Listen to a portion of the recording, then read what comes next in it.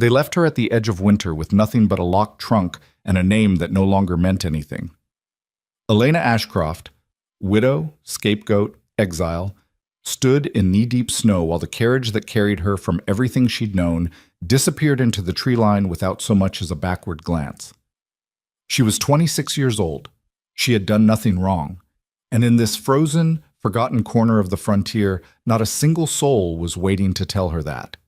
If you've ever been blamed for something you didn't do, if you've ever been left behind by people who were supposed to protect you, stay with me. Like this video, drop your city in the comments so I can see how far this story travels. And let's begin. She could still feel the cold of the carriage door handle in her palm, the way the metal had burned through her glove like something final, the sound the latch made when it closed. She hadn't cried. Not then. She'd been too stunned to cry, the way a person doesn't scream when they first cut themselves deep, because the body hasn't caught up to the damage yet. The carriage had come for her at dawn. No warning. Margaret Ashcroft, her mother-in-law, a woman who wore her authority the way other women wore pearls, always visible, always deliberate, had stood in the parlor doorway in her dressing gown and told Elena to be ready in an hour. Not asked, told. "Where?" Elena had said. "Somewhere appropriate," Margaret had answered and turned away. The trunk they packed for her held 3 dresses, 2 pairs of boots, a wool coat, and a small Bible that had belonged to Elena's own mother. Nothing of Marcus's. Not a photograph. Not a letter. Nothing that would let her carry any piece of her marriage out of that house. That, Elena understood, was intentional. Margaret Ashcroft had always been precise in her cruelties. The driver hadn't spoken to her once in the 4 hours they traveled. The road climbed steadily northwest, out of town and into the mountains, and the snow thickened as they rose. By the time the carriage stopped, they were in a valley she'd never seen, a wide white silence ringed by pine forest and rock, with a single ranch visible in the middle distance, its smoke rising thin and gray against the sky. The driver had set her trunk in the snow beside the road, climbed back to his seat, and left. No explanation, no name, no instructions. Just the cold, the silence, and the distant shape of a house that didn't know she was coming. Elena stood there for what felt like a long time. Long enough for the cold to stop being a sharp thing and start being something heavier, something that sat in her chest and made breathing feel like work. She was wearing her good coat, dark wool, brass buttons, and it was not warm enough. It had been chosen for appearances, not weather. That was the thing about the life she'd been brought into when she married Marcus Ashcroft. Everything was chosen for appearances. She picked up the trunk.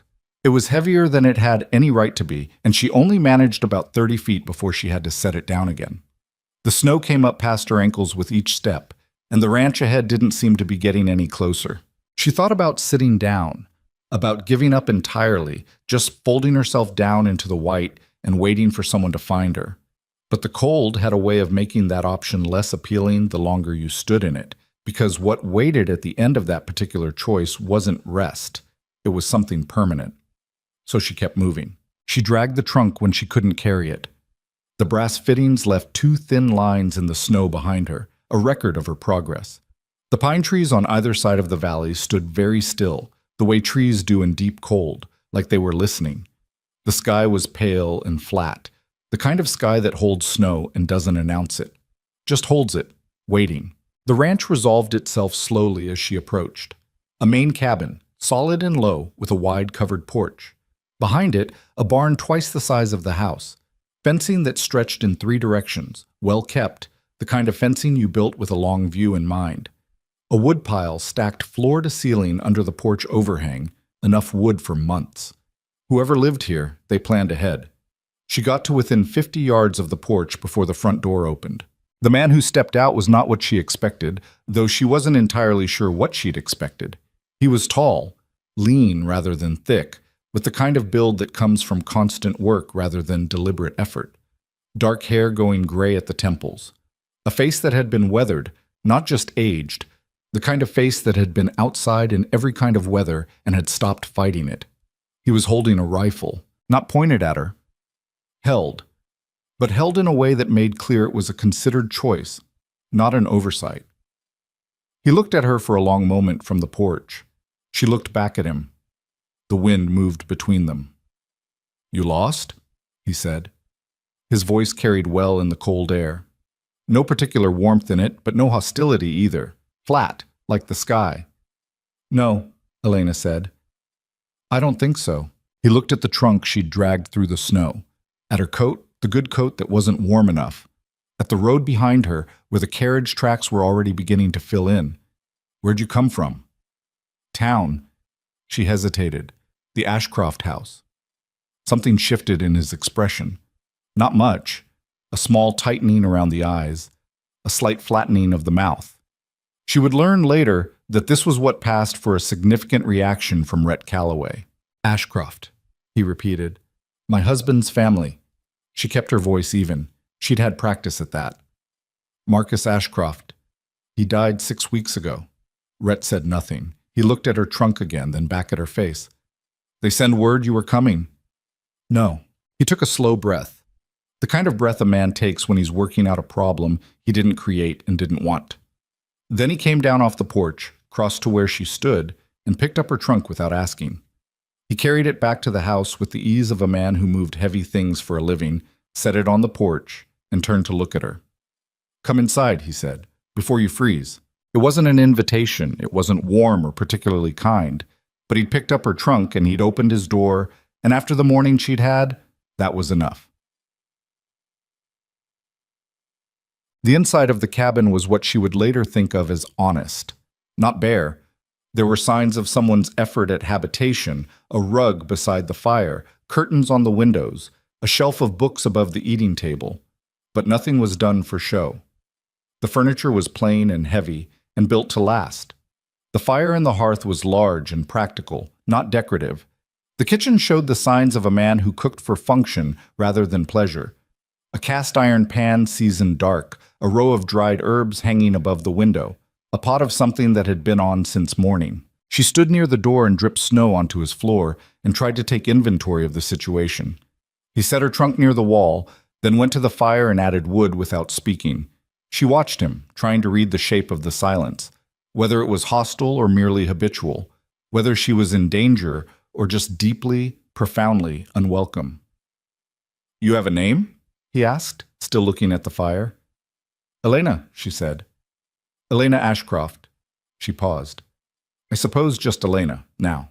He turned and looked at her. "Calloway," he said. "Rhett, I know who you are," she said, and then could have bitten her tongue. His eyes narrowed slightly. "Do you?" "Not personally, only by reputation." She was making this worse. "My husband mentioned you. Your property borders the Ashcroft Eastern Line." "Shares a fence line," he said. "That's not the same as bordering." It was a specific distinction, and he made it like it mattered. "What did Marcus Ashcroft tell you about me? That you kept to yourself? That you'd had some trouble a few years back and preferred your own company after?" Trouble. It was such a small word for whatever had happened here. She could see it in the room, not obviously, not in a way she could point to, but in the absence of things. This house had been built for more than one person. There were places where 2 people had lived, and then one of them had gone, and the space hadn't been refilled, just left. Rhett watched her look at his house. He didn't say anything. "I'm sorry," she said. "I shouldn't have. I don't know what happened here. I didn't mean to." "You didn't say anything," he said. Not unkind, but final. The subject was closed. "Sit down. I'll get you something hot." She sat at the table and he poured coffee from a pot that had been on the stove. It was strong enough to make her eyes water, but hot, and she wrapped her hands around the mug and felt the cold start to loosen its hold on her fingers. "The Ashcrofts," he said, settling across from her. He didn't have coffee for himself, just sat, elbows on the table, looking at her with the frank attention of someone who had learned to read situations quickly. "They're sending their daughter-in-law to live on my ranch because they blame me for Marcus's death," she said. She'd decided somewhere between the road and this table that she was done hedging, done softening things to make them easier for other people to hear. "Because it's easier to make me the cause than to accept that he was sick and there was nothing any of us could do. Because Margaret Ashcroft needed a reason and I was available." Rhett was quiet for a moment. "Were you?" he said. "The cause." She met his eyes. They were dark gray, the color of storm clouds. Not unkind, but not gentle either. Just honest, which was more than most people had been with her recently. "No," she said. He held her gaze for another moment, then nodded once, like he'd noted a fact and filed it away. "How'd he die?" "Lung fever. He'd had a weak chest since childhood. His family knew it. He caught cold last autumn, couldn't shake it. By November he was—" She stopped, tried again. "It went fast, at the end. And you nursed him?" "Every day, 6 weeks." He made a sound that wasn't quite acknowledgement and wasn't quite sympathy, something in between. She got the impression he was someone who was careful with both. "And then they sent you here," he said, 3 days after the funeral. The fire popped.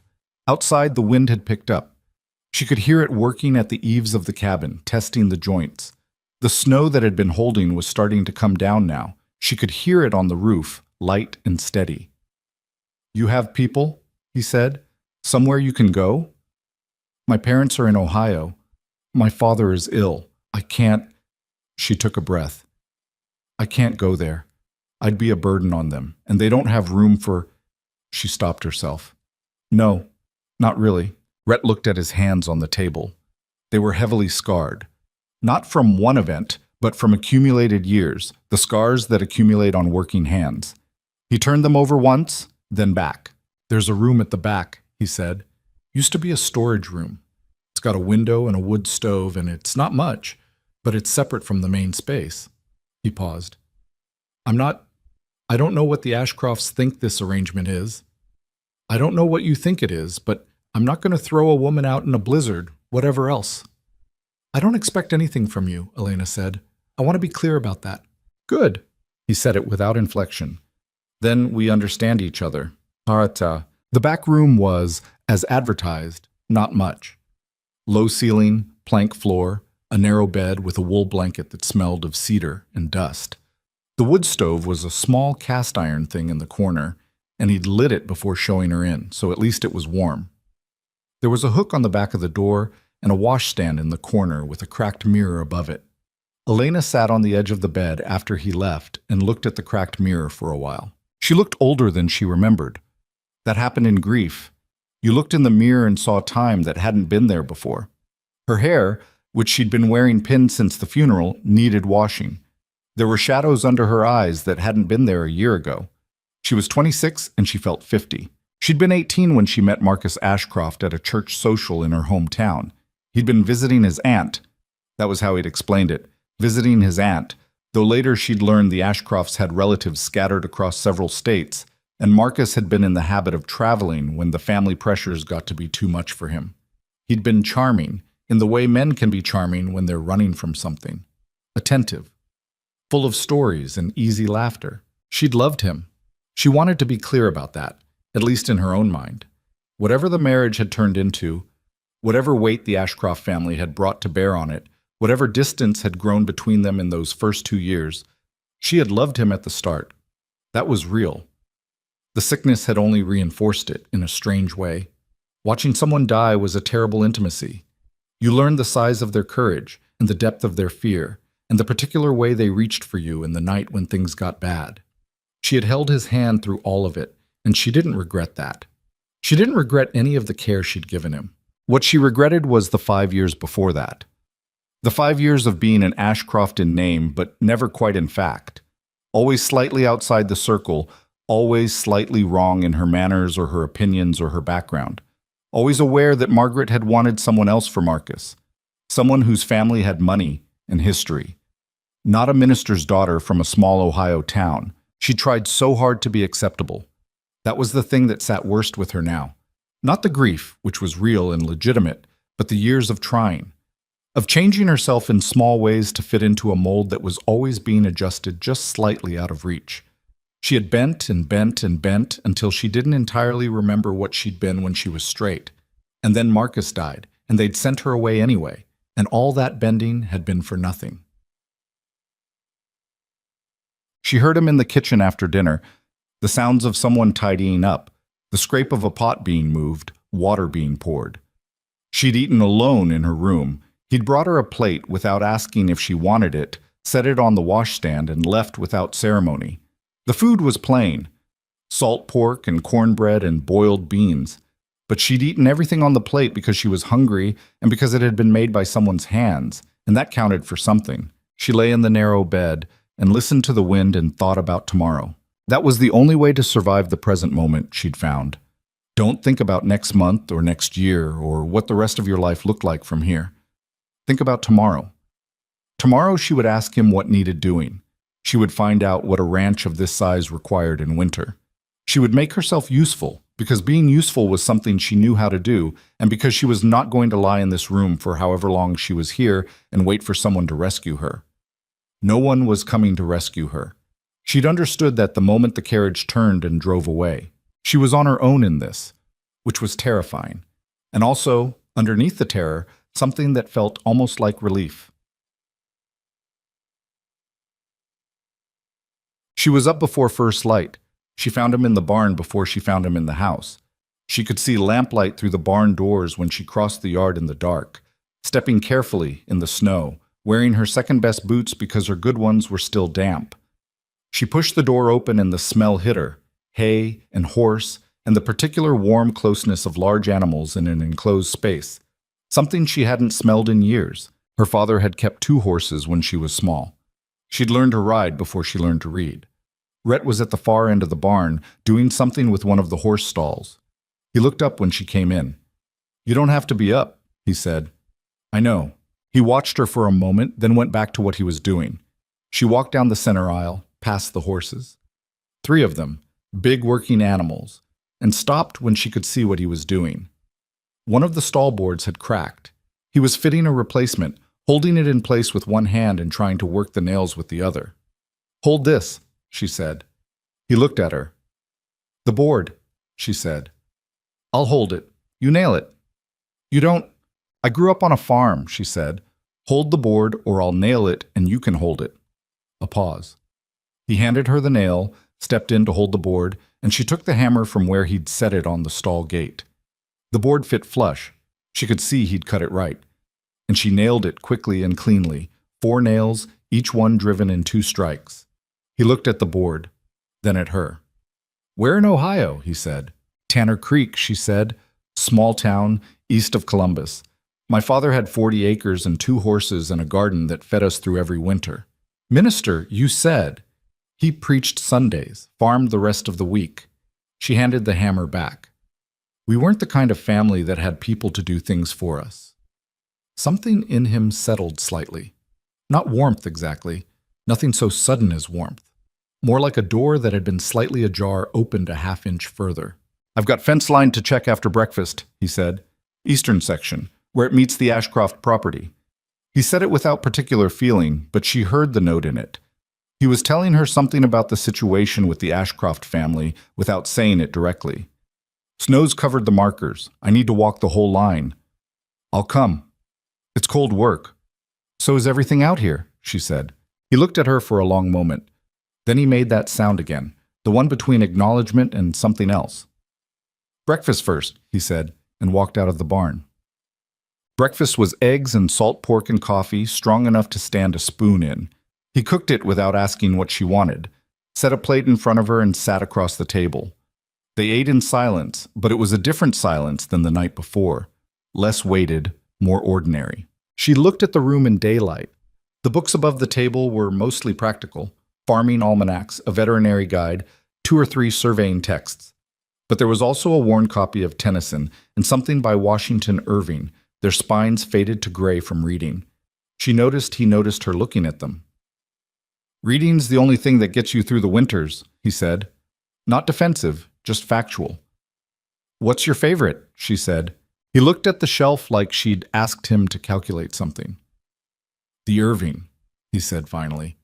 "Rip Van Winkle. Man goes to sleep and wakes up and everything's different and everyone he knew is either old or dead." He picked up his coffee. "Thought it was funny when I was young. Now I mostly just think it's accurate." Elena looked at him. He was looking at his coffee, not at her, and he said it so flatly that she wasn't sure if it was a joke or not. She decided to take it at face value. Marcus used to read to me in the evenings, she said, when things were good, before he got sick. She stopped. I haven't read anything in months. Take what you want from the shelf, he said. I've read everything up there twice. It was such a small thing, such an ordinary, quiet, small thing, but after weeks of being in a house where nothing was offered without a cost attached, where every act of apparent generosity contained a hidden ledger, it hit her somewhere undefended. She kept her face very still and said, "Thank you." He just nodded and stood to clear the plates. The fence line walk was 2 miles of hard work through knee-deep snow. He set a pace that was steady rather than punishing, and she kept up without struggling because she'd walked behind a plow before she'd ever sat in a parlor, whatever Margaret Ashcroft thought of her. He showed her the markers, iron stakes, half buried, and explained the geography of the property as they went, where the spring melt would create flooding, where the pasture grass came in thickest, where the eastern fence crossed a drainage ditch that needed shoring up before thaw. He wasn't talking to be polite. He was telling her things she'd need to know, and she recognized that for what it was, a practical decision. She was here. She was not helpless. She might as well understand the land she was living on. She filed everything away carefully. The eastern fence, where it met the Ashcroft property line, was marked by a ridge of boulders that ran roughly north to south. Standing on the ridge, she could see the Ashcroft ranch house in the far distance. A large building, much larger than Rhett's, its windows dark in the winter morning. She looked at it for a long time. "You know Gideon?" she asked. "Marcus's brother?" Rhett was examining a fence post that had shifted in the frost. He didn't look up. "We've met. He'll come," she said. "He'll know they sent me here. He'll want—" She stopped. Tried to put it into plain words. "He'll want to make sure I stay manageable." Rhett straightened and looked at her. The wind was coming off the ridge, and it was cold enough to make her eyes water. "What does that mean?" he said. "It means Gideon doesn't like loose ends, and I know things about the family that the family would rather I didn't know." She held his gaze. "I'm not going to pretend you took in a simple, uncomplicated situation. That wouldn't be fair to you."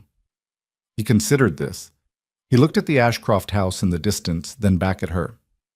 "What kind of things?" he said. "About the way Marcus died," she said. "About the will. About certain decisions the family made during his illness that I'm not sure were made with his best interests in mind." The wind moved between them. "You're saying they had something to do with it," Rhett said. "I'm saying I don't know," she answered. "And I'm saying that not knowing frightens me more than knowing would." He was quiet for a moment. Then, "Tell me the rest later, when we're back inside." She nodded. He turned and started back along the fence line, and she followed, and neither of them spoke again until they reached the barn. But something had shifted in the space between them. Not trust, not yet. Nothing so developed as trust. More like the beginning of a mutual agreement. Two people who had each lost something they couldn't get back, standing on the edge of a winter that still had months to run. The cabin smoke rose thin and straight above the tree line. The snow held its silence. She would tell him about Marcus, about the will, about what she'd seen during those 6 weeks of sitting beside her husband's bed while the family moved around her like she wasn't there. She would tell him, and she would watch his face, and she would see if he was the kind of man who heard hard things and stayed, or the kind who looked for the nearest door. She had been wrong about men before. She knew that. The caution was appropriate. But there was something in the way he'd picked up her trunk without being asked, in the way he'd handed her the nail and let her use the hammer, in the way he'd said, "Take what you want from the shelf," without making it a favor she'd owe him for. Something that made her think Rhett Calloway was a man who had been broken by the world and come out the other side without bitterness, which was rarer than people thought. She stepped into the barn behind him and pulled the door shut against the cold. Outside, the sky was holding its snow. The valley sat white and still in the gray afternoon light. The ridge of boulders that marked the boundary between two properties stood like a wall between two different worlds, the world she'd come from and whatever this was going to be. She didn't know yet. That was the honest answer. She didn't know, and the not knowing was the only thing she had to work with, which was, she supposed, more than she'd had when she climbed out of that carriage this morning.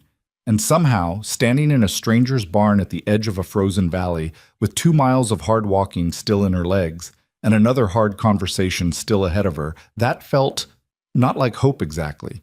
but like something that might grow into it. If she gave it enough time, if the winter held and the fence line stayed sound, and the man on the other side of that barn door turned out to be who she thought he might be. She had no guarantees, but she'd stopped waiting for guarantees a long time ago. That evening, she told him about Marcus. Not all of it at once. She wasn't built that way, and she didn't think he was the kind of man who wanted everything poured out in one sitting. But enough. She told him about the will. Marcus had changed it 6 weeks before he died. She knew because she'd been in the room when the lawyer came, when Marcus had insisted on it over his mother's objections. Actual objections, made out loud. Margaret standing at the foot of the bed saying, "This isn't necessary. Marcus, you're confused. You need to rest." And Marcus, who by that point could barely sit upright without help, had looked at his mother with a clarity that the fever hadn't managed to touch and said, "I'm not confused, Mother. I've never been clear about anything." He'd left Elena the house.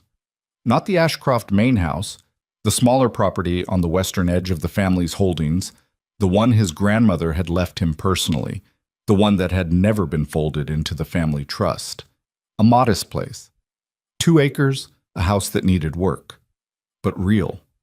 Property that belonged to her by law. Except that when the will was read 3 days after the funeral, the property wasn't mentioned.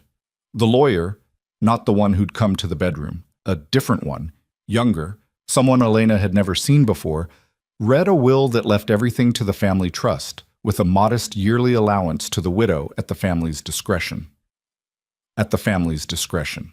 She'd asked about the bedroom visit afterward, quietly, to the young lawyer. He'd looked at her with politely blank eyes and said he wasn't aware of any prior document. "You think they switched it," Rhett said. He'd been listening without interrupting, which she appreciated, sitting across the table with his hands flat on the wood. "I don't think it," she said. "I know it. I was there. I heard what Marcus said. I saw what he signed." "But you don't have a copy." "No.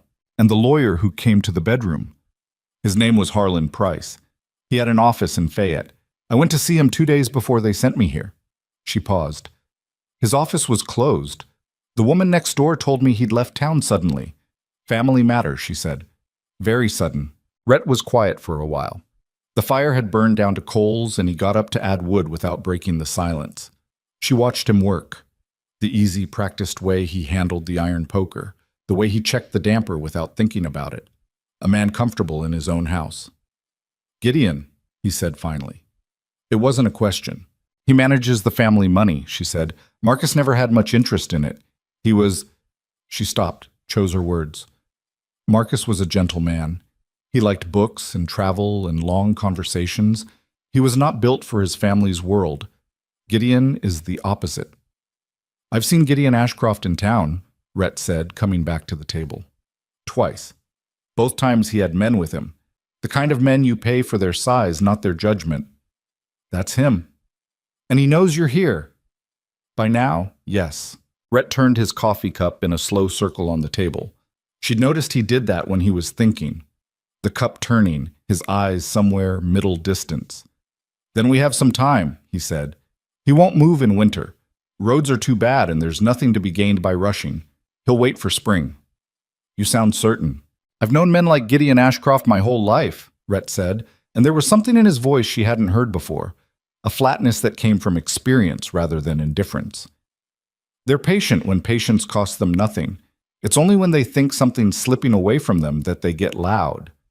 She looked at him across the table. "You're not going to ask me to leave," she said. It came out half question, half statement. "No." Even knowing what's likely coming, he met her eyes. "I said what I said this morning. I'm not throwing a woman out in a blizzard. It won't be a blizzard by spring." "No," he said, "but it'll still be my property line, and I don't much care for people who switch wills." She didn't say thank you again. She had a feeling he didn't want to be thanked for doing what he considered basic. She just nodded, and he nodded back, and that was the end of the conversation. She washed their cups and went to bed, and for the first time in 6 weeks, she slept without waking at 3 in the morning, convinced she could hear Marcus coughing down the hall. The blizzard he'd predicted arrived 2 days later. It came in the night, the kind of storm that means business. Not the theatrical kind with wind and noise, but the quiet, relentless kind that just keeps coming hour after hour, until the world outside the window was a solid white wall and the drifts had climbed to the windowsills. Rhett had known it was coming.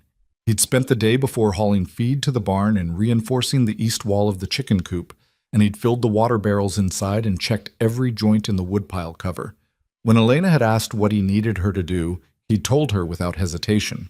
She'd spent 3 hours stringing a guide rope from the cabin door to the barn door, because in a true whiteout you could get turned around between two buildings and lose your way 10 feet from safety. She knew about guide ropes from her father's farm.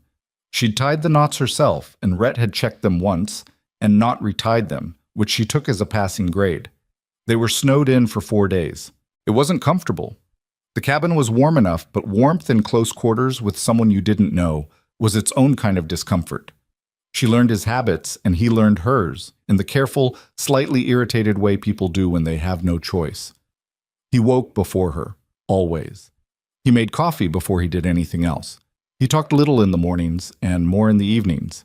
And the evenings were when anything real got said between them. She learned that he'd come to this valley 12 years ago with his wife, Catherine, who had grown up near Denver and wanted land of her own.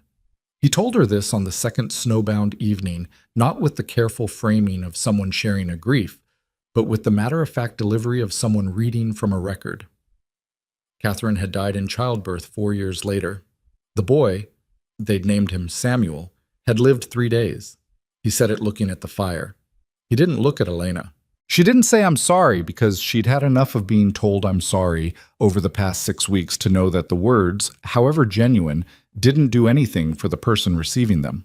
Instead, she said, "What was she like?" He was quiet long enough that she thought he might not answer. Then, stubborn. Funny when she wanted to be. She had a dry kind of funny, where you weren't always sure she was joking until it was too late. He turned the cup. She could argue about anything, and usually win. Not because she raised her voice, just because she kept going until you ran out of points. "She sounds difficult," Elena said. He looked at her, and something moved at the corner of his mouth. Not quite a smile, but the shape of one. "The most difficult person I've ever known," he said. "And the best." She looked at her hands on the table. She thought about Marcus, the gentle, bookish man she'd loved, with his easy laugh and his inability to say a hard thing directly to another person, even when he needed to. She thought about the will, about what it must have cost him to look at his mother and say, "I'm not confused." Marcus wasn't difficult, she said.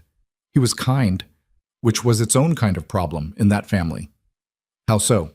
Because kindness reads as weakness to people like Margaret and Gideon. It reads as something to work around. She paused. He knew who he was and what he wanted, but he always believed he could manage the family without a direct confrontation. That if he was patient enough, reasonable enough, eventually they'd come around. She looked up. They never came around. He just kept being patient until he didn't have any more time to be patient. Rhett was looking at her with the still attention she was getting used to. "That makes you angry," he said. "Yes," she said simply. "Good," he said. Like anger was more useful than grief. Like maybe it was. On the third snowbound day, she found the loose stair. She was going up the loft ladder. He used the loft for storage, not sleeping, and had offered it to her as additional storage for her trunk if she needed it. And the second step cracked beneath her weight, not breaking entirely, but giving in a way that made her stomach drop before she caught herself on the handrails. She came back down and found him in the kitchen. "Your loft ladder's going to put someone through the floor," she said. He looked up from the harness he was mending. "Which step?" "Second from the bottom." He set the harness down and came to look, crouched at the base of the ladder and checked the step with his hands. It had been cracked for a while, she could see. The wood was dark with age around the split. "I'll fix it," he said. "I'll help." He looked at her. "You can tell me no," she said, "but I'm going to lose my mind sitting in that back room for another 2 days." He looked at her for a moment with that evaluating look she was starting to understand. Not skepticism exactly, more like calibration. Then he went and got the toolbox. They worked side by side for the better part of an afternoon, cutting and fitting a new step from a plank he had in the barn, her holding and him nailing, and then, when they switched because she said she wanted to try, him holding without comment while she drove the nails. The loft ladder was a small thing, But the afternoon felt long and ordinary in the best possible way. Two people solving a problem that needed solving, without any of the particular weight that the nights carried. He told her at some point while she was sanding down a rough edge that he'd built the cabin himself. Not the whole structure, he'd had help with the main walls and the roof, but most of the interior work, the stairs, the shelves, the window frames. He'd learned carpentry from his father and then spent a winter improving on it when he and Catherine first moved here, before the first hard season had settled fully over them. My father was a terrible carpenter, Elena said. Every shelf he built leaned, we'd put things on them, and they'd migrate to one end. She ran her hand along the smooth edge of the new step. He knew it too. It bothered him. He'd go out to the barn and you'd hear him in there for hours trying to make the next thing level. Did he ever? Once. A bookshelf in the front room 3 years before he got sick, dead level. He made my mother stand there and look at it for about 10 minutes. Rhett made a sound that was unmistakably a laugh. Short and quiet, but real.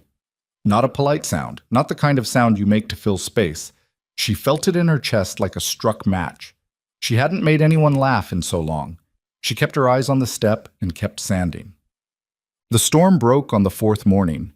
The sky came up clear and brutal blue, the kind of blue that only happens over deep snow, and the world outside the cabin was reshaped entirely. The drifts had covered the lower fence rails and changed the line of the road and piled in elaborate shapes against the north wall of the barn. It was beautiful if you weren't the one who had to dig out. They dug out.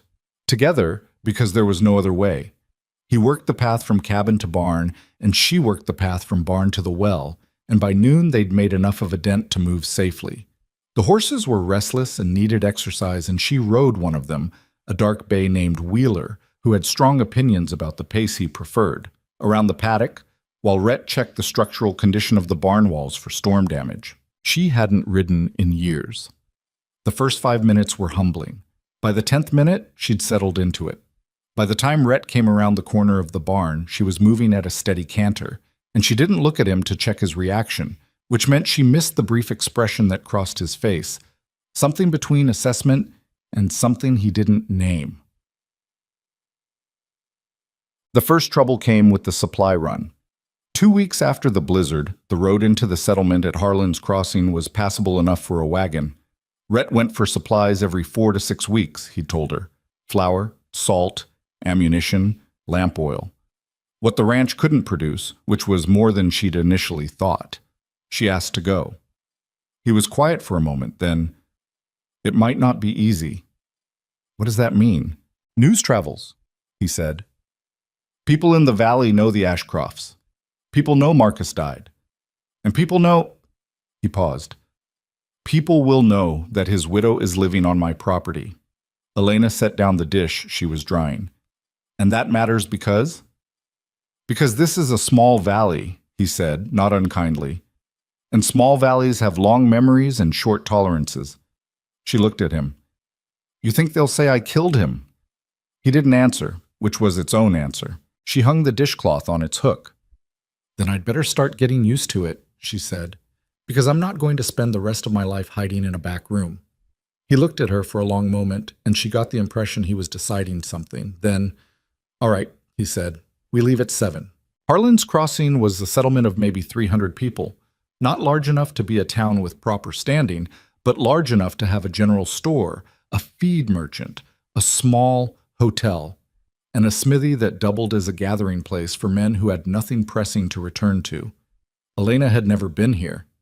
The valley was Ashcroft territory, and when she'd been an Ashcroft wife, she'd gone where the Ashcrofts went, which was the larger town of Caldwell, 30 miles south. She felt the attention when they drove in. Not dramatic. No one stopped what they were doing and stared. Nothing as clean as that. But faces turned. A woman outside the general store watched their wagon all the way to the hitching post. 2 men near the smithy had a brief exchange that ended when she climbed down from the wagon seat. She kept her face neutral. She knew how to do this. She'd been watched and assessed and found wanting by professionals. Inside the general store, a man named Perkins ran the counter. Heavy-set, 50s, with a careful face that gave nothing away. He greeted Rhett by name, took his list, and began pulling goods from the shelves. He acknowledged Elena with a nod that was technically polite and nothing else. She was looking at a row of seed packets near the window when she heard a woman's voice behind her say, quietly, but not quietly enough, "That's her, isn't it? The Ashcroft widow." She didn't turn around. She kept her eyes on the seed packets. Another voice, lower. "What's she doing with Calloway?" "Living out there, from what I heard." A pointed silence, then, "Well, that's an interesting choice." Elena picked up a seed packet, marigolds, and turned it over in her hands. Her face was still. Her jaw ached slightly from being held still. From across the store, Rhett was watching her. Not anxiously, just watching. When her eyes met his, he held her gaze for a moment, then looked back at Perkins and continued listing what he needed. She put the marigolds back, then she picked them up again and carried them to the counter. "I'd like these as well," she said, and set them next to Rhett's list. Perkins looked at this packet, then at her. "Marigolds don't do much in this altitude," he said. "Not hostile, just a man accustomed to knowing his region." "They do something," she said. "What do I owe you?" He told her the price without argument. She paid it from the small amount of money she'd managed to keep from the Ashcroft house, what had been in her own coin purse the morning they sent her away. Outside loading the wagon, Rhett glanced at the marigold packet sitting on top of the flour sacks. "For the garden," she said, before he could ask. "You're planning a garden," he said. "Yes." He considered this. "Marigolds aren't much of a garden." "They're a start," she said. He lifted the last sack into the wagon bed and tied the canvas down over it. He didn't say anything else, but she noticed, driving back out through Harlan's Crossing, that he sat a little closer to the center of the wagon seat than was strictly necessary, so that their arms were close without quite touching. Small thing. She noted it anyway. The afternoon light was thinning by the time they turned into the ranch track, the pines throwing long shadows across the snow. The cold had a different quality in the late afternoon, less aggressive, more patient, the kind of cold that settles in and plans to stay. She looked at the cabin as they approached, the smoke coming from the chimney, the porch they'd swept free of snow that morning, the guide rope still strung between the cabin door and the barn door, which he'd said he'd take down once the worst of the season passed, but hadn't yet. It still wasn't home. She was clear-eyed enough to know that. She'd known this place for less than 3 weeks. There were still mornings she woke up disoriented, reaching through the dark for the sounds of the Ashcroft house, for the weight of a life she'd already lost. But she'd bought marigold seeds. She'd bought them knowing they wouldn't go in the ground for months. She'd bought them because they were a claim on a future here, a small and maybe foolish claim, but a real one. She climbed down from the wagon before he'd fully stopped and went to help with the horses. The marigolds sat in a small tin on the windowsill above the kitchen basin for the rest of February and into March, waiting for ground that wasn't frozen solid. Elena looked at them every morning while she made coffee. They'd become a kind of private measure, a marker she'd set for herself in the early weeks without fully meaning to. When the ground thawed enough to plant, she'd know she'd survived the winter. She was surviving it, not gracefully, not without cost. There were still mornings when she woke up in the narrow back room with her chest tight and the particular weight of grief sitting on her sternum like something physical, and she'd have to lie there and breathe through it before she could make herself get up. There were still moments in the evenings when the fire burned low and the cabin settled into its nighttime quiet, when she missed Marcus with an ache that surprised her with its precision, not the broad, soft grief of losing someone you loved, but the sharp, specific grief of losing someone you'd failed to fully know while you had the chance. She wondered sometimes, in those moments, what he'd been thinking those last 6 weeks, what he'd known that he hadn't said, whether the will had been his last attempt to give her something that his family couldn't take, or whether he'd simply run out of time to protect her the way he'd meant to. She'd never know. That was the thing about death that nobody told you. It didn't just take the person. It took all the conversations you hadn't finished. Rhett said nothing about the mornings when she came to the kitchen table looking like she hadn't slept. He poured her coffee and didn't ask, which was the right thing to do, even if she suspected he noticed.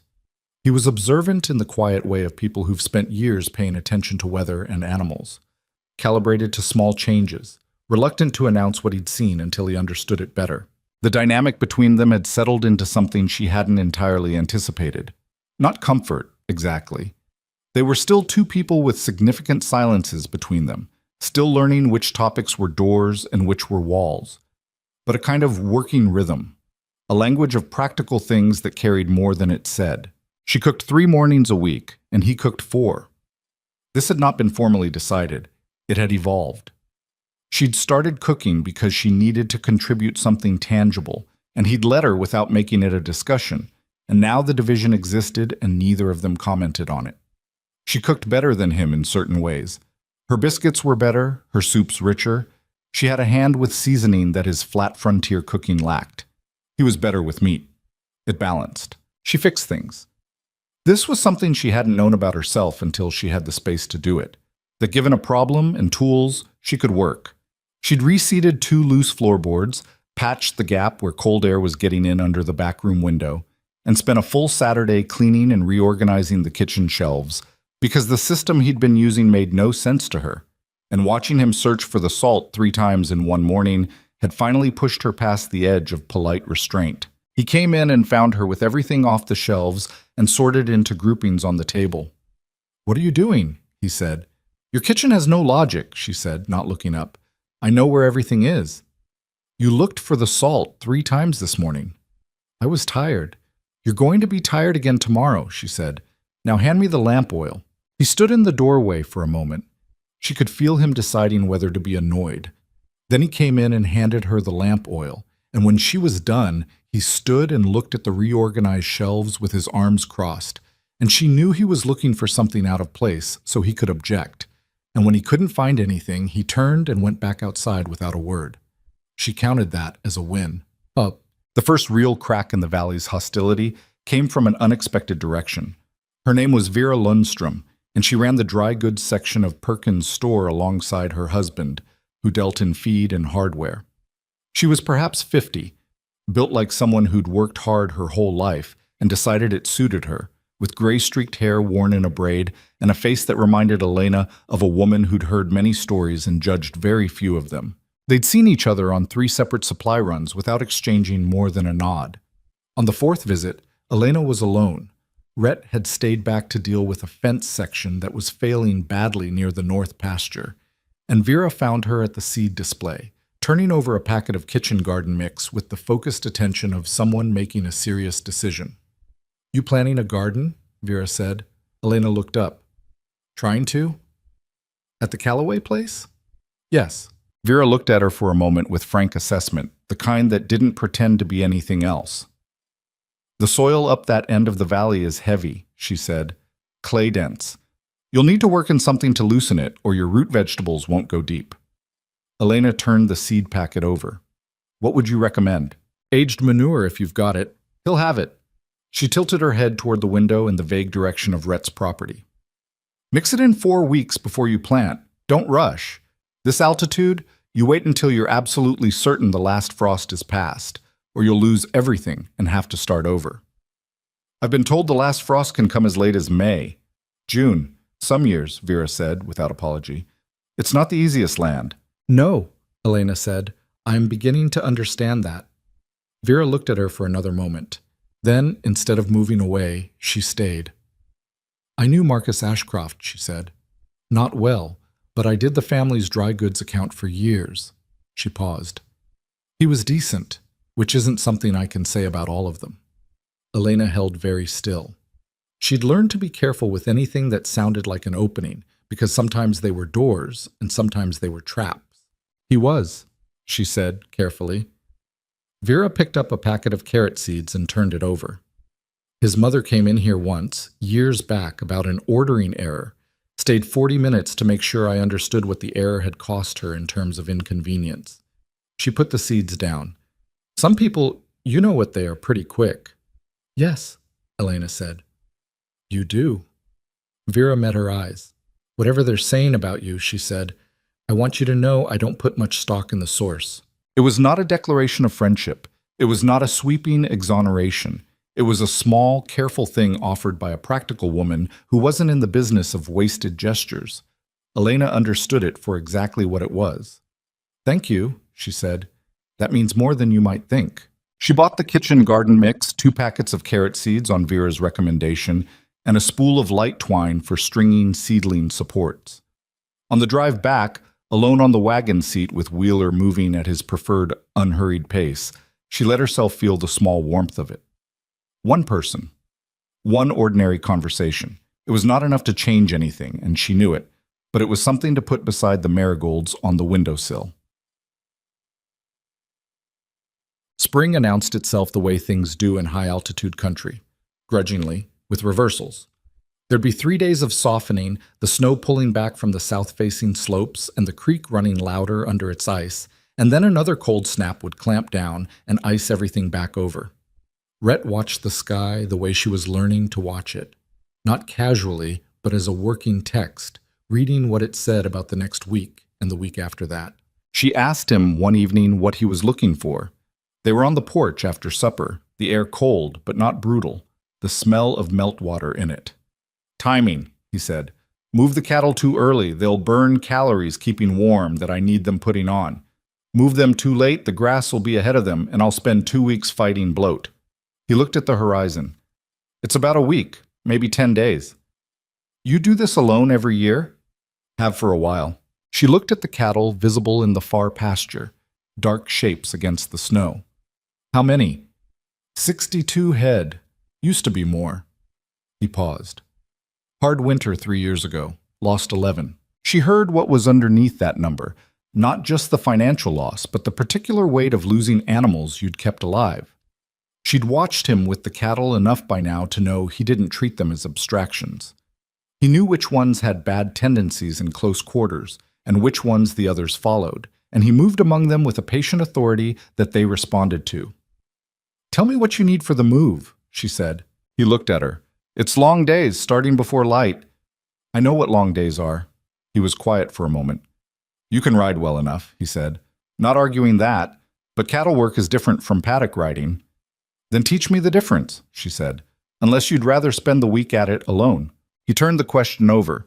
She could see him doing it, weighing the practical against whatever reservation he had, which she suspected was less about her capability and more about something he wasn't saying directly.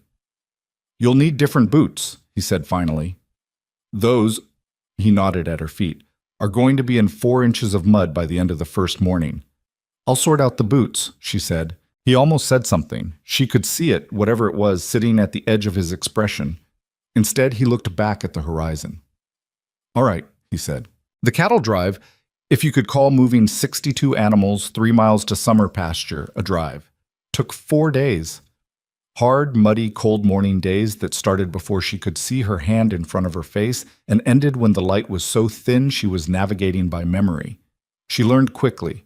She also fell off Wheeler on the second morning, not dramatically, but completely, when he spooked sideways at a pheasant that exploded from the brush, and she was not set for it. She hit the half-frozen mud and lay there for a moment taking inventory, and when she sat up, Rhett was already there with Wheeler's reins, looking down at her. "Hurt?" he said. "My pride," she said. "Extensively." He put his hand down. She took it, and he pulled her up in one motion, and for a moment they were standing close, her hand still in his, both of them muddy to various degrees. She felt the particular quality of the silence, the way it had a shape. He let go of her hand and gave her back Wheeler's reins. "You telegraphed the fall," he said. "You tensed up when he moved instead of going with him." "I know," she said. "Don't fight the horse," he said. "Go with the movement first, then correct. Fighting it is how you end up in the mud." "I've already demonstrated that," she said, that almost smile again. "You have," he agreed, and turned back to the cattle. She remounted. Wheeler flicked an ear back at her, which she took as either sympathy or commentary. She rode the rest of the day without falling, which she considered a personal achievement. On the third night, with the cattle settled in the high meadow, and the two of them eating jerked beef and cold biscuits around a fire because coming back down to the cabin wasn't worth the travel time, he told her about the year after Catherine died. He didn't frame it as a significant thing. It came out the way truths come out around fires. When the dark outside the firelight creates a particular kind of privacy, and exhaustion has worn away the usual boundaries. "I didn't work the ranch," he said. "Not properly. 6 months. I did the absolute minimum and let the rest go." He was looking at the fire. Lost 2 fences and let the north pasture go completely to scrub. Took me 2 years after that to get it back to what it had been. You were grieving, Elena said. I was more than that, he said. I didn't see the point. He paused. Not in any dramatic way, just the thing that makes you decide every morning to get up and do the work, whatever that thing is, I'd lost it. She looked at him across the fire. What got it back? He thought about that. The cattle, he said finally. They needed feeding whether I'd decided on a point or not. And somewhere in those mornings of feeding them because they needed it, the getting up became a habit again before I'd made any conscious decision about it. He looked up. That probably sounds... No, she said. That sounds right. He met her eyes, and she held his gaze, and neither of them looked away for a moment longer than was casual. She looked back at the fire first. I understand about lost points, she said. I spent 5 years adjusting myself to fit a life that turned out not to want me regardless, and now I keep waiting to feel the full weight of it, the waste. She turned a stick in the fire.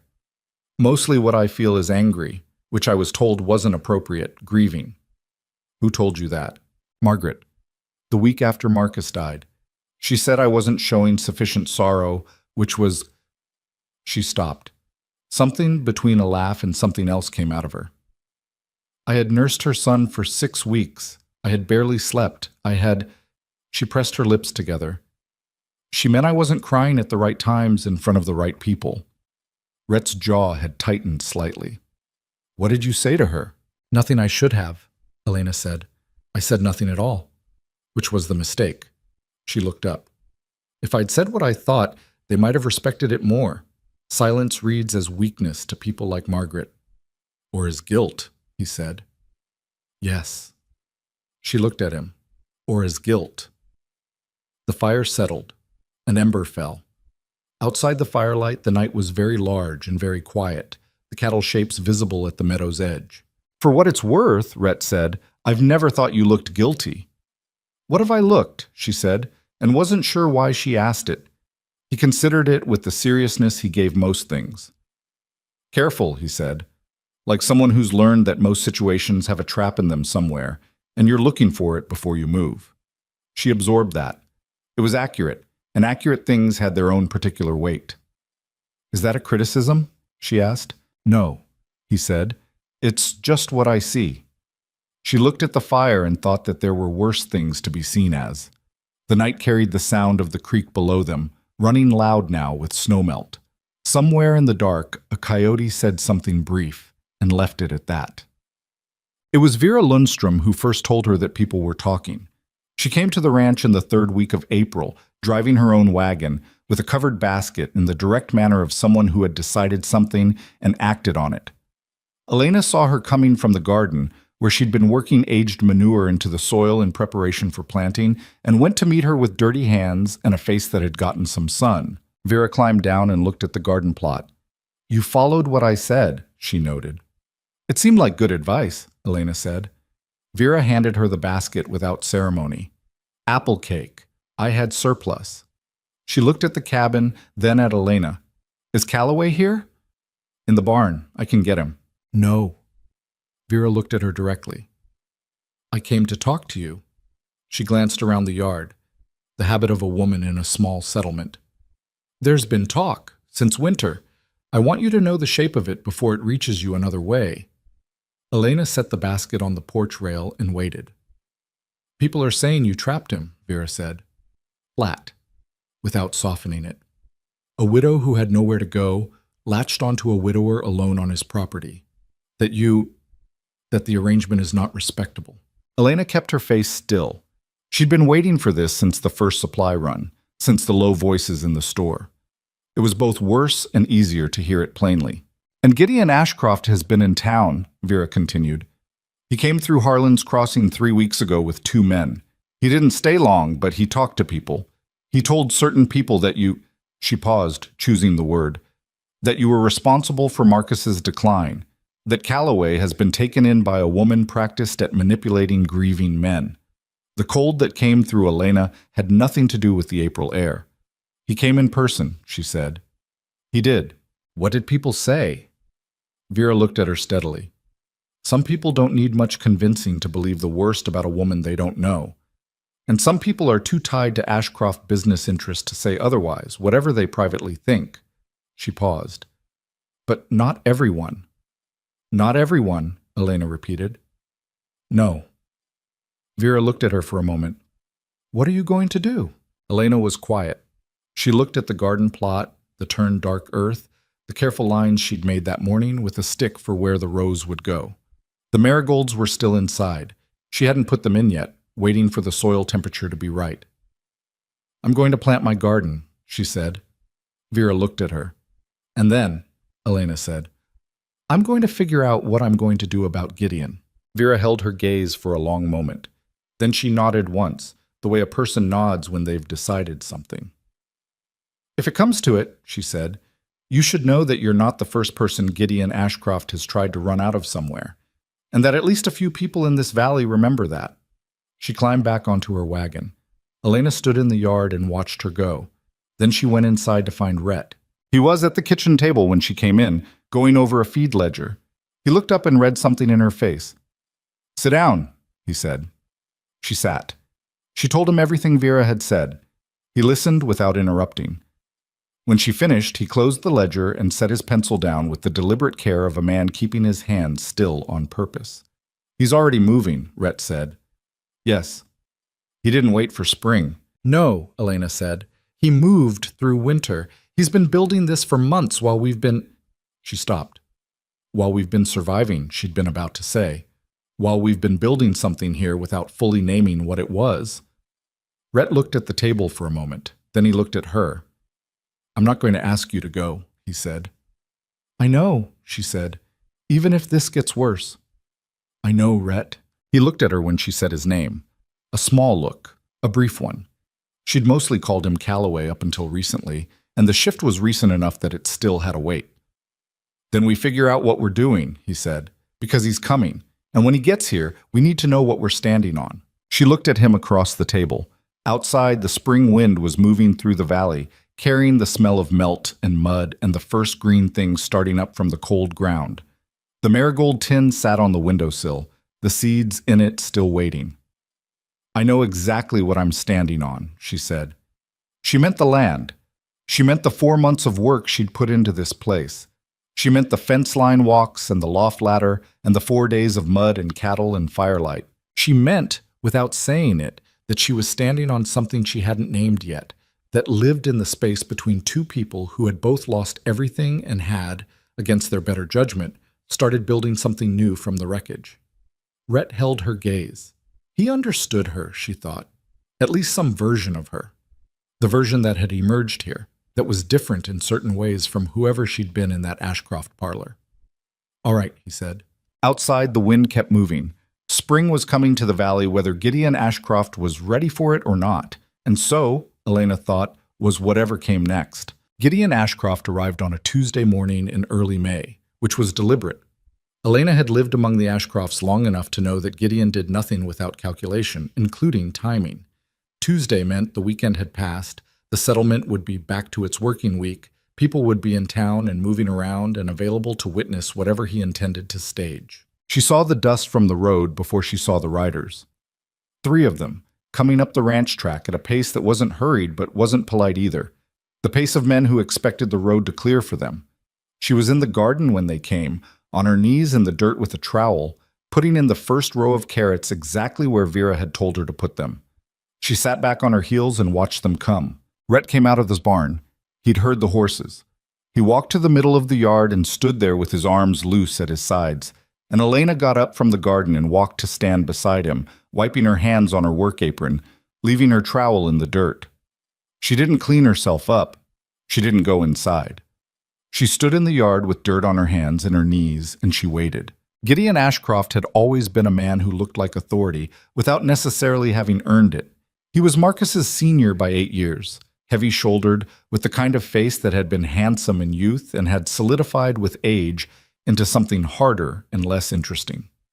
He dressed well, even out here. Good coat, clean boots, a hat that was too new for ranch work. The 2 men with him were the kind Rhett had described months ago. Size for hire, judgment not included. He pulled up in front of them and didn't dismount immediately, which was a choice. He looked down at them from the saddle the way people look down at things they consider beneath them, but haven't decided what to do with yet. "Elena," he said. Not Mrs. Ashcroft, not with any qualifier that acknowledged her history with his family. Just her name, Bear, like he was calling a servant. "Gideon," she said. He looked at Rhett. "Calloway." "Ashcroft," Rhett said, same tone, flat return. Gideon dismounted then, handing his reins to one of the hired men without looking at him. He came a few steps closer and stopped at a distance that was too close for courtesy and not close enough for confrontation.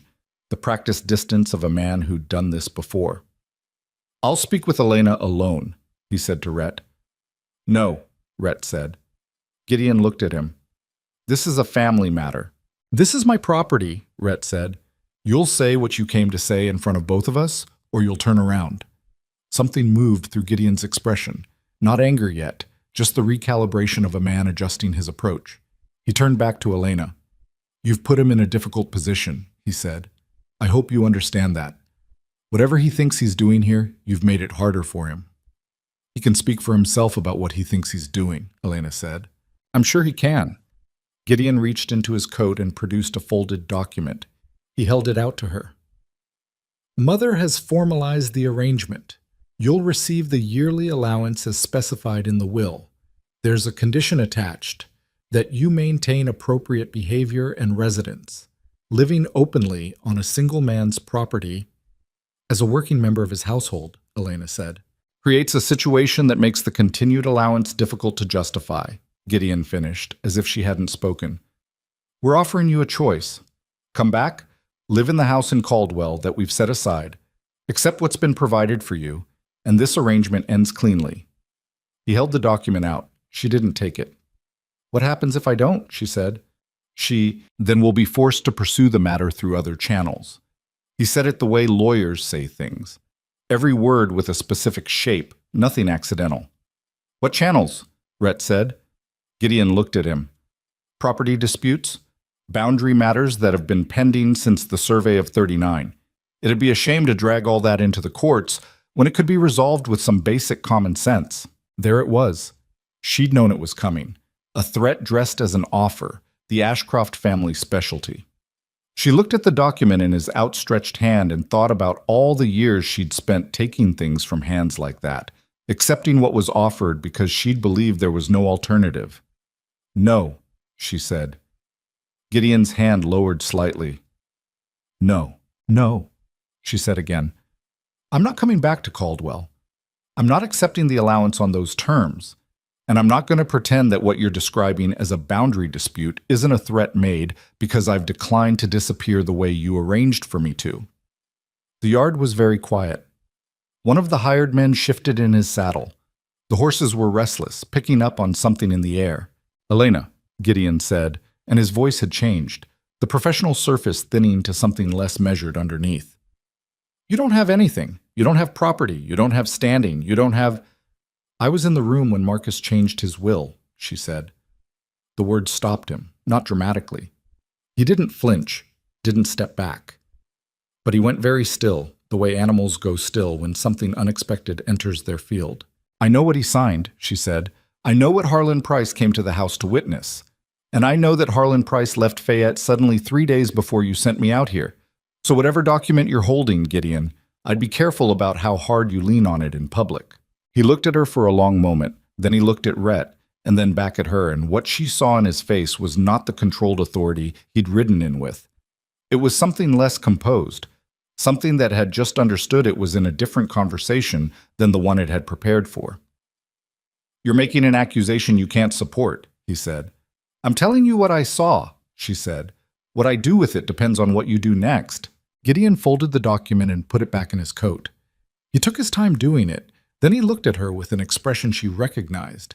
She'd seen it on Margaret's face many times, the particular look of a person who'd decided that the conversation was over, not because they'd lost, but because they'd chosen to defer. "You've made your position clear," he said. "Yes," she said. "I have." He looked at Rhett. "You're certain this is the ground you want to stand on?"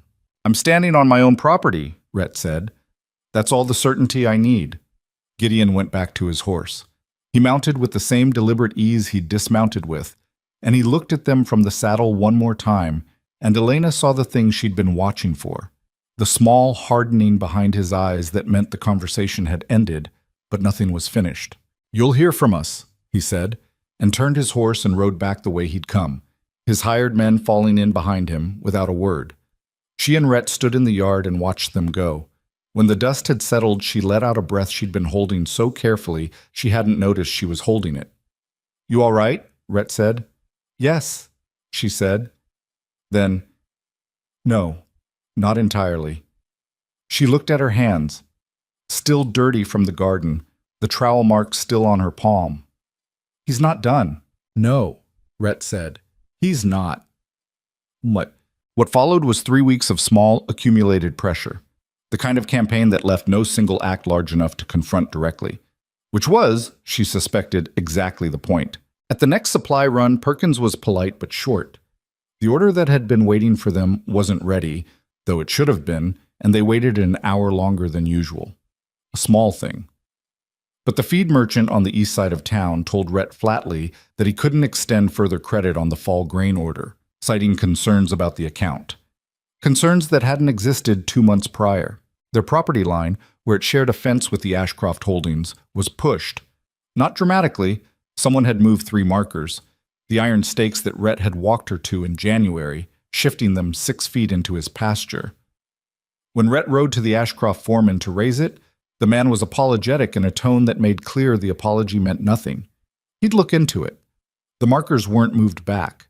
The worst was a Sunday in the middle of May. They'd been in the habit of riding into Harlan's Crossing on alternating Sundays for various errands. She was at the general store alone, picking up thread and a card of buttons, when she heard her name said loudly enough to be intended for her. A woman she didn't know well, a rancher's wife from the western end of the valley, was talking to another woman near the door, not looking at Elena, but positioned so that the words carried. The widow, the woman said. You have to wonder what kind of woman moves herself into a man's house that fast. Marcus Ashcroft barely cold. Elena kept her hands on the button card, kept her face even.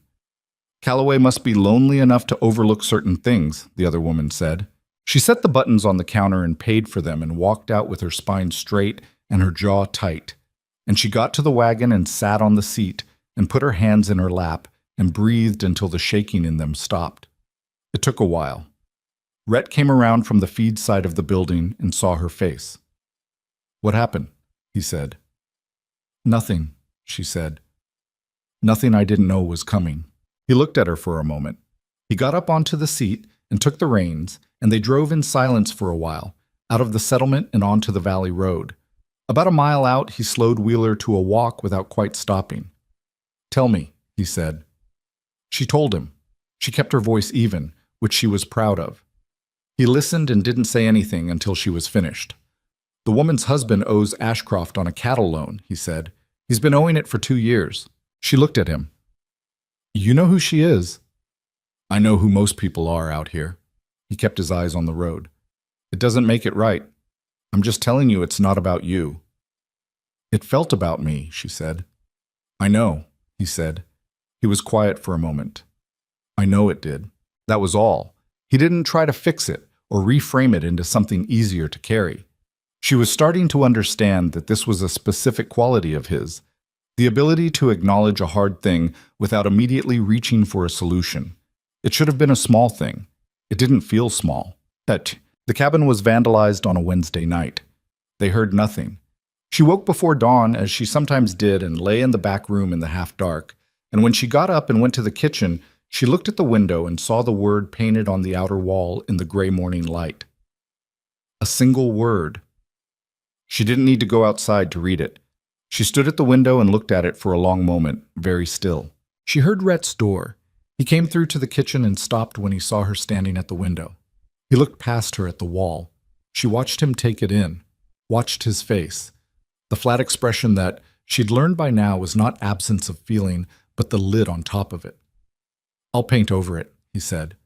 I'll help, she said. You don't have to Rhett. She turned from the window. I'll help. He looked at her. Something moved in his expression, not the almost smile, not the assessor's flat attention. Something more direct than either, something that stayed for a moment before he put the lid back on it. "Coffee first," he said. They painted over the word before breakfast. 2 coats, because the paint they had was old and slightly thin, and the first coat didn't quite cover it. She held the paint tin while he worked, and then they switched, and it took 20 minutes. And when they stepped back, the wall was uniformly covered in slightly mismatched off-white, and you had to know what you were looking for to see that anything had been there. She looked at the wall. "We can't keep absorbing this," she said. "No. He's escalating because it's working," she said. "Every time we stay quiet and fix what he breaks and don't say anything to anyone, he understands that as permission to do more." Rhett put the lid back on the paint tin. "What are you suggesting?" "Vera told me that at least some people in this valley remember other things Gideon Ashcroft has done," she said. "I want to know what they are." He looked at her. "And I want to go to Harlan's Crossing on Sunday," she said. "Not for errands, not to buy buttons or thread. I want to go because people will be there, and I want to be seen not hiding." She held his gaze. "I want to walk through that settlement like I have the right to be there, because I do, and I want to do it with you." He was quiet for a moment. She could hear a meadowlark somewhere on the fence line, the first one of the season. "There's a meeting Sunday," he said. "Settlement business, road maintenance, grazing rights on the common land. It's open. Anyone can attend." "I know," she said. Vera mentioned it. Of course she did. He looked at the painted wall, then back at her. "It's going to be uncomfortable." "It's already uncomfortable," she said. "At least this way we're choosing it." He thought about it. She let him. She'd learned that he needed a moment with things, not to stall, but to actually turn them over and check them from all sides, and that rushing him only meant he'd dig in. So she waited. "All right," he said finally. "Sunday." She nodded. He picked up the paint tin and went back inside, and she stayed a moment longer in the yard with the morning coming up around her, the painted wall drying in the cool air. She thought about what Sunday would look like, the faces that would turn, the comments that would be made and not made, the weight of walking into a room where you knew a significant number of the people in it had formed an opinion about you based on someone else's account. She thought about the years she'd spent trying to be acceptable, trying to fit into spaces that were never quite designed for her, adjusting herself in increments until she couldn't quite remember what her unaltered self felt like. She was done with that. She understood it clearly, standing in the yard with paint on her fingers and the meadowlark on the fence line. Whatever Sunday brought, she was walking into it as herself. Not the Elena that Margaret Ashcroft had tried to shape, not the careful, hedging, apologetic version that had learned to make herself small in the Ashcroft parlor. Herself. The minister's daughter from Tanner Creek, who could drive a nail in 2 strikes and ride a nervous horse through 4 days of mud and look Gideon Ashcroft in the face and say the word no. She went inside and washed the paint off her hands. Saturday evening, Vera came again. She brought bread this time and no pretense about surplus. She came because she'd heard about the word on the cabin wall. News in a small valley, Elena had learned, moved at a speed that had nothing to do with roads, and she sat at the kitchen table with them and said what she knew. It wasn't the first time Gideon Ashcroft had run someone out of the valley. 6 years ago, there had been a man named Cord Ellison who'd held a timber rights contract on land the Ashcrofts wanted. The contract had been legitimate. The campaign against Ellison had not been rumors, pressure, a fire in his barn that was ruled accidental by a deputy who had, Vera said carefully, certain financial ties to the Ashcroft holdings. Ellison had left. The timber rights had reverted. "There's a man named Dalton," Vera said. "He was Ellison's partner on the contract. He stayed, unlike Cord. He's at the far end of the valley, keeps to himself, but he's never forgotten." She looked at Elena. "He'll talk to you, if you approach him the right way." "What's the right way?" Elena asked. "Honestly," Vera said, "he's not interested in strategy or alliances, but if you tell him the truth about what Gideon did to you, and you ask him plainly, he might be willing to say what he knows in a setting where it means something." "Sunday," Rhett said. Vera looked at him. "Sunday," she agreed. They sat with that for a moment. Outside, the evening was coming in slowly, the way spring evenings do. The light lasting longer now, the warmth staying in the air past supper, the whole valley loosening from the grip that winter had kept on it for months. Can I ask you something? Elena said to Vera. You can ask. Why are you helping us? Vera turned her bread in her hands. She looked at it for a moment. Because I've watched that family operate in this valley for 15 years, she said, and I've watched person after person look the other way because it was easier or safer or because the Ashcrofts had something on them. She looked up. I'm too old to keep looking the other way and too stubborn to pretend I'm not doing it. She paused. And because you came into my store and bought marigold seeds when half the town was already being poisoned against you, and you didn't ask me for a single thing. I respect that. Elena looked at the windowsill. The marigolds were outside now, in the ground, the small green beginnings of them just visible above the soil in the corner of the garden. Thank you, she said, for the second time to this woman. It still didn't feel like enough. Thank me after Sunday, Vera said, and stood to go. After she left, Rhett sat at the table and looked at the surface of it for a while. Elena cleaned up the cups and put the bread away for morning and didn't fill the silence, because the silence had something in it that she thought needed room. I've kept to myself a long time, he said. She turned to look at him. After Catherine. He wasn't looking at her. I made a decision that the simplest way to avoid losing anything again was to keep the circle small enough that there wasn't anything to lose. He turned the cup. It worked, more or less, for a few years. She leaned against the kitchen counter and waited. Then someone showed up in my yard dragging a trunk through the snow, he said, and I couldn't figure out how to say go away without actually saying go away, which it turned out I wasn't able to say. She was quiet. I'm not sorry about that, he said. He looked up at her then, direct, the way he said most things when he finally said them. I want to be clear about that. She held his gaze. The kitchen was warm, the fire down to a comfortable level, the lamp on the table throwing a steady light. Outside, the spring dark had settled over the valley, and tomorrow was Saturday, and after tomorrow was Sunday, and after Sunday was whatever shape the rest of their lives decided to take. I'm not sorry either, she said. He held her gaze for a moment. Then he nodded once, and she pushed off the counter and went to the back room, and she lay in the narrow bed and looked at the ceiling and felt the hard, complicated, fragile thing that had been building in her chest since January, since the fence line walk, since the loft step, since the fire on the third night of the cattle drive, and she decided that, whatever it was, she was done being cautious with it. Tomorrow, she would be cautious. Tomorrow, she would think about Gideon and Dalton and the meeting and the right words to say in a room full of people who'd been told who she was by someone with reasons to lie. Tonight, she let herself feel it. Outside, the meadowlark was gone, too dark for meadowlarks.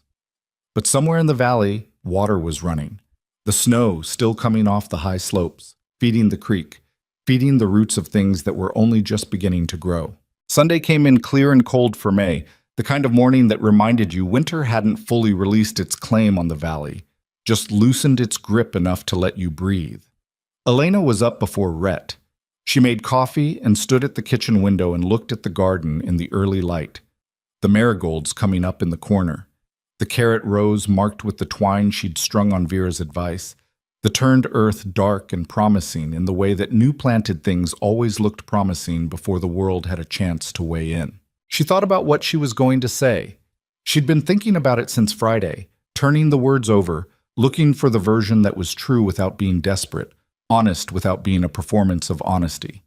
She'd seen enough of the Ashcroft way of doing things to know that the wrong approach would play into Gideon's hands, that anything that looked like pleading or grievance would be received as confirmation of weakness, and weakness was the only language that family understood as permission to keep going. She was not going to plead, she was going to tell the truth, which was a different thing entirely. The truth didn't need to be delivered with force. It just needed to be said plainly and stood behind without flinching, and the rest was up to whoever was listening. Rhett came through to the kitchen at 6:30. He poured coffee and looked at her over the rim of the cup. Ready? He said. Ask me in an hour, she said. He looked at her steadily. You don't have to do this exactly the way you're planning it, he said. If you get in that room and it feels wrong, we can leave. I won't think less of it. I know, she said, but I'll think less of it, and I'm the one who has to live with how I handled today. She looked at him. I've spent 5 years handling things in ways I'm not proud of. I'm not doing it again. He nodded. He understood that. She knew he did because he'd told her his own version of it, the 6 months after Catherine died, when he'd let the ranch go. When he'd been present in body and absent in every way that mattered, and how long the recovery from that particular kind of self-abandonment had taken. Some failures you kept paying on for years afterward. The only way to stop accumulating them was to make different choices at the moments that mattered. This was one of those moments. They left at 8. Wheeler moved at his preferred pace on the road to Harlan's Crossing, pulling the wagon without complaint in the cool morning air. The valley spread out around them, the slopes still snow-capped above the tree line, but the lower ground fully released, the grass coming up green and serious in the meadows. She watched it as they drove and thought about January, about standing in knee-deep snow with a trunk and a coat that wasn't warm enough, watching a carriage disappear into the trees, about how impossible it had seemed, on that morning, that any of this could become something livable. She'd been wrong, or rather she'd been accurate about that specific morning. It had been as bad as it looked, but wrong about the longer trajectory, which was a thing worth remembering, that the worst moment of something was not always its full truth, that sometimes the worst moment was just the entrance. The settlement meeting at Harlan's Crossing was held in the largest space available, which was the back room of the hotel, a wide, low-ceilinged room with tables pushed to the walls and chairs arranged in rough rows. By the time Elena and Rhett arrived, perhaps 40 people were present. Not everyone in the valley, but enough. Ranchers, merchants, 2 of the settlement's larger families, a handful of single men who worked various trades. Vera was already there, standing near the back wall with the patient expression of someone who had arrived early and intended to stay late. Gideon was there. He was seated near the front with his 2 hired men positioned a careful distance behind him, which told Elena everything about how he'd intended this to go. He'd known they would come. Harlan's Crossing was small enough that their intention to attend would have reached him by Saturday evening, and he'd positioned himself accordingly. Not confrontationally, just centrally. He wanted to be seen as part of the fabric of this community, not a visitor to it. He wanted to be what the room came back to. He looked at Elena when she came in.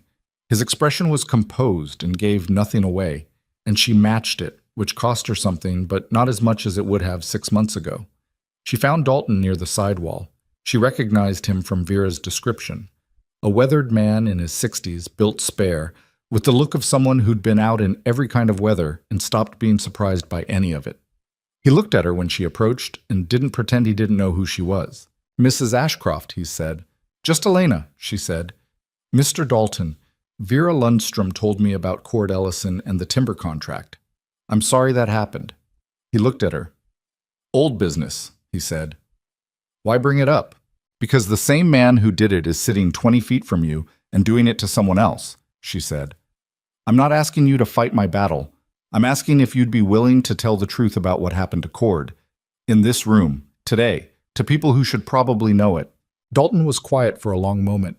He looked at Gideon across the room.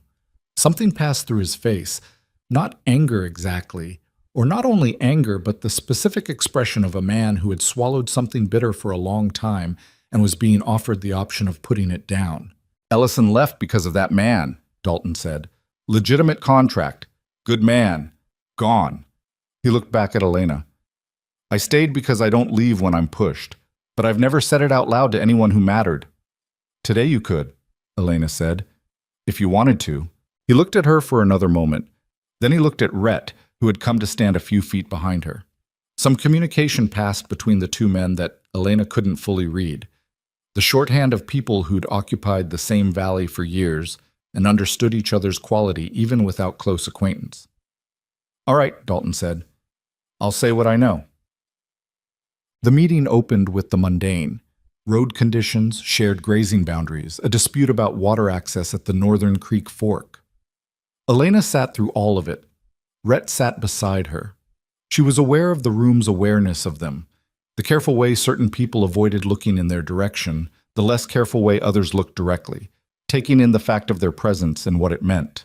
Gideon spoke twice in the first portion of the meeting, both times about grazing rights, both times with the easy authority of a man accustomed to being listened to. He was good at this. She'd give him that. He made himself sound reasonable, even generous. suggesting a shared water schedule for the creek that benefited smaller ranchers. Building credit. She watched him do it and understood that he'd been doing this his whole life, building credit and spending it on things that served only himself, and that most people in this room saw only the credit and not the spending. The meeting opened its floor for general business after the formal items. That was when Vera stood. "There's a matter that affects several people in this valley that I think should be addressed openly," Vera said, in the voice of a woman who had been managing a counter for 30 years and understood projection. "It concerns the Ashcroft family's handling of certain property and legal matters, and specifically the campaign that's been running against Elena Ashcroft and Rhett Calloway since the spring." The room shifted. Not dramatically, but she felt it, the attention reconfiguring. Gideon's face did not change. He was too good for that. But one of the hired men behind him moved slightly, and Gideon's hand, resting on his knee, closed briefly into something that wasn't quite a fist. "I'll speak for myself," Elena said, and stood. She felt 40 pairs of eyes move to her. She let herself feel the full weight of it for 1 second. The judgment, the prior stories these people had been told, the faces that had already decided. And then she put it aside and spoke to the room the same way she'd decided to speak to it since Friday. Plainly, without theater. She told them about Marcus's death, about the will change, about Harlan Price coming to the bedroom, about what Marcus had said when his mother tried to stop him. She told them about the new will that appeared at the reading, the different lawyer, the different document. She told them about Price leaving Fayette suddenly. She didn't use the word fraud. She let the sequence of facts make its own argument. She told them about being put in a carriage and driven to a ranch she'd never seen, left in the snow with a trunk and no explanation. She told it without self-pity, just as a description of what had happened, and she watched certain faces in the room shift as she spoke. Not all of them, but some. She told them about the vandalized cabin wall, about the moved fence markers, about the credit being pulled from Rhett at the feed merchant. "I'm not asking anyone to take my side," she said. "I'm asking people who have done business in this valley to look at the pattern of what I've described and decide for themselves what it means." She paused. "And I'm asking anyone who has their own experience with that pattern to say so." She sat down. Her hands were steady. She was slightly surprised by that. Dalton stood. He told the Cord Ellison story the way men tell things they've held on to too long. Not with dramatic delivery, but with the specific, reliable detail of someone who had run the memory over many times and knew every part of it. The timeline of the contract, the campaign of rumors, the barn fire, the deputy's known relationship with Ashcroft money, Ellison's final decision to leave rather than keep fighting a battle whose rules kept changing. "I stayed," Dalton said, "but I want to be clear about what staying cost me. And I want to be clear about what I watched happen to a good man, because he had something Gideon Ashcroft wanted." The room was very quiet. Gideon stood. He did it smoothly, without apparent agitation, which was the most dangerous thing about him. His ability to appear calm when the situation was not. "These are old grievances and unsupported accusations," he said, addressing the room rather than any individual in it. "Cord Ellison left this valley because his business failed, not because of anything my family did. As for my sister-in-law," he glanced at Elena, and there was something in the glance, a faint contempt so habitual he probably wasn't aware of it. "She's in a difficult situation through choices she made, and I think we can all understand that difficult situations lead people to say difficult things." "The fence markers," said a man in the third row. Elena didn't know him. A rancher from the look of him, mid-40s, heavy coat. "Calloway's eastern line." 3 markers moved. He looked at Gideon without particular emotion. "My son works your summer crew. He mentioned it." The room shifted again, a different shift this time. "Property surveys are a matter for," Gideon started. "Your foreman told Calloway it'd be looked into," the rancher said. "That was 3 weeks ago." "These things take time. The deputy who ruled Ellison's fire an accident," said another voice. A woman this time, from near the back wall. "He retired on land he couldn't have bought on a deputy's salary. I've always thought that was curious." She said it without heat, just as a statement of something she'd wondered about for years and had decided today was the day to say it. Gideon was still standing, his face was still composed, but the room had changed around him in a way that composure couldn't fix. The quality of the attention had shifted from general meeting business to something more particular and less manageable. He had walked into this room with credit built over years, and he was watching it move. "I want to address something directly," Rhett said. He stood, not quickly, but completely, and when he spoke his voice carried without effort, the voice of a man who spent most of his life outdoors and had learned to make himself heard in wind. "I don't have speeches. I'm not a man who talks much in rooms like this, but I want people here to know that Elena Ashcroft came to my property in January with a trunk and a coat that wasn't warm enough for the weather, sent away by people who blamed her for something she didn't do. She has worked my ranch for 4 months. She has fixed more things than I can count and not asked for recognition for any of it. And she has been lied about by a man with the resources to make those lies stick because she refused to disappear the way he arranged for her to." He looked at Gideon. "I've got no argument with a fair fight," he said. "Move the markers back. Stop pulling credit from people who do business with us. And let this woman live her life without a campaign run against her by a family that already took everything it was owed." He sat down. The silence that followed was not an empty silence. It was the kind that meant something was being weighed. Gideon looked at the room. He looked at Dalton and the rancher with the son on his crew and the woman who'd mentioned the deputy's land. He looked at Vera, who had not sat back down and was watching him with the unhurried patience of a woman who had 30 years of accounts in her head, and every one of them balanced. Whatever he saw in those faces told him what he needed to know. He picked up his hat from the chair beside him. He looked at Elena once more. One long, measured look. The kind that was supposed to communicate that this was not over, that the conversation was merely adjourned. She met it without looking away. Then he walked out of the room, his hired men following, and the door closed behind them, and the room breathed. Not everyone came to speak to them after. Elena was clear-eyed enough not to expect that. Several people left without acknowledging them, and she recognized this as the middle category set. Not enemies, not allies, people who had heard and processed and were not yet sure what to do with it, people who had Ashcroft-adjacent business interests, or simply the ordinary human preference for avoiding sides. That was fine. That was the world as it actually worked, and she'd long since stopped expecting the world to work the way it should. But enough people came. The rancher with the son on the Ashcroft crew shook Rhett's hand and said he'd keep an eye on the fence line. The woman who'd mentioned the deputy's land told Elena quietly that she'd had her own unpleasant experience with Gideon's approach to business 7 years back, and that she was glad someone had finally said something in a room full of people. Perkins, the general store owner, appeared at her elbow with the expression of a man who had calculated something and reached a conclusion, and told her the standing account was hers to use the same as any other customer. Simple as that. Vera found her near the door. "The markers will be moved back," Vera said, "by the end of the week. He's not stupid enough to keep pushing the obvious things now that they've been said out loud." "What about the rest?" Elena said. Vera considered. "He won't be finished," she said. "Men like that are never finished, but he'll be careful now. The valley's watching, and he knows it, and there are enough people here who have their own old grievances that he won't have an easy time building another coalition against you." She paused. "It's not a complete victory, but it's enough to live on." Enough to live on. Elena turned that over. "Yes," she said, "that's enough." The fence markers were moved back by Thursday, as Vera had predicted. No acknowledgement, no explanation. They were simply back where they'd been, as if they'd never been anywhere else. Rhett pointed it out when they walked the line that morning, and Elena nodded, and neither of them made more of it than it was. Life on the ranch settled into the shape of a real thing.